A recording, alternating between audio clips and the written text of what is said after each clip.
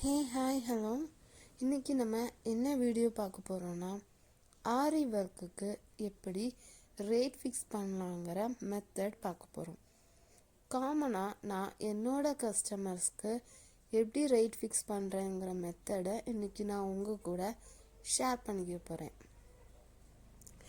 காமனாக ஆரி ஒர்க் பண்ணுறதுக்காக ஒரு ப்ளவுஸ்க்கு திங்ஸ் வாங்குறதுக்காகிற செலவை நான் ஃபஸ்ட்டு நோட் பண்ணிப்பேன். தென் என்னென்னா, அது இப்போ ஒரு 250 வருதுன்னு வைங்களேன்.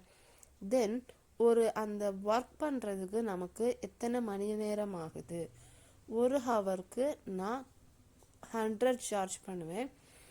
நீங்கள் 150 வரைக்குமே சார்ஜ் பண்ணலாம்.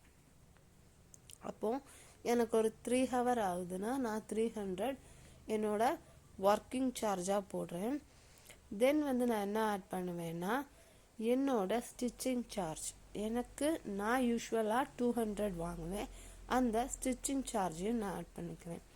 இப்படி தான் நான் என்னோட கஸ்டமருக்கு ஆரி ஒர்க் ப்ளவுஸ்க்கு ரேட் ஃபிக்ஸ் பண்ணுறேன். இந்த ரேட்டிங் நான் காமனாக யூஸ் பண்ணுறது. இதில் நீங்கள் யூஸ் பண்ணுற ரேட்டை ஆட் பண்ணி உங்களோட ரேட்டை கரெக்டாக ஃபிக்ஸ் பண்ணிக்கோங்க. தேங்க்யூ.